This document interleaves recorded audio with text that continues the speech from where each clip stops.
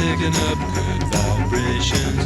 She's giving me the excitations. I'm picking up good vibrations. She's giving me the excitations. My name is Don Humphrey, and I'm a new member essentially here at Lake Valley. I joined about a year ago with my son Tanner, and we're having a great time. But I'd like to take you way back in time into a galaxy far, far away, because I came to Colorado in 1968 from Michigan to go to law school, and I met many new people, and in the summer of 1969 I discovered Lake Valley, and I brought some of my classmates from law school out here, and we started playing out here and having a lot of fun. But when I first started playing out here, I played mostly with my law school buddies, and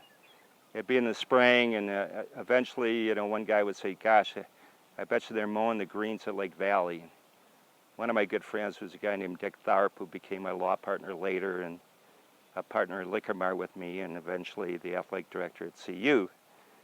But he and I and a lot of our other friends used to love the 19th hole here, even as rustic as it was. And it was very rustic in those days. It was in the cart barn, what is now the cart barn.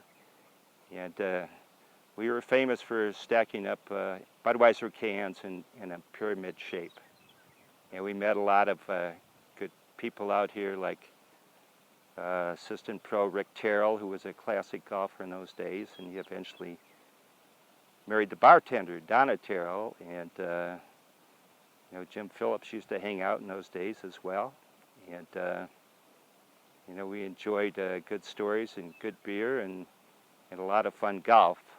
One story in particular about number one here is that one of my classmates was a guy named Dan Hale, and Dan was from Kit Carson. He was a real rancher type guy, and but eventually he became a prominent lawyer and judge in Boulder, and I brought him out here a couple times to play golf. But I remember the last time we played, he teed off a number one here, and he cold topped it. He hit it about maybe 20 yards, and he went into the deep rough that you could see over my shoulder.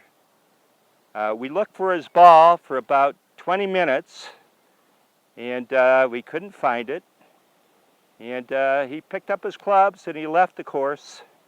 And to my knowledge, I don't think he ever played golf again. In 1969, when we played this hole, you know, there was actually very little grass down the fairway, and there certainly was no houses anywhere to be seen.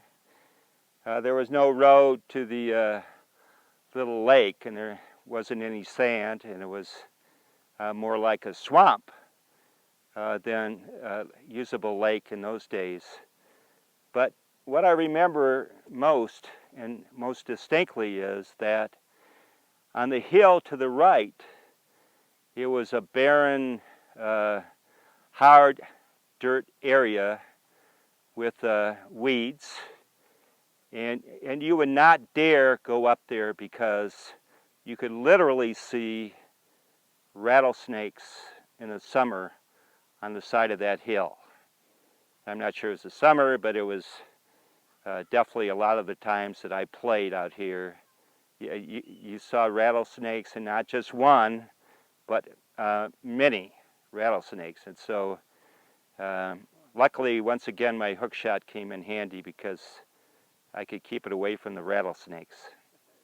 But anyway, this was one of my favorite holes because we could actually knock it on that upslope by the green, and I'd have a nice chance to make a good score. So, love number 4. I'm picking up good vibrations. She's giving me the excitations. I'm picking up good vibrations. She's giving me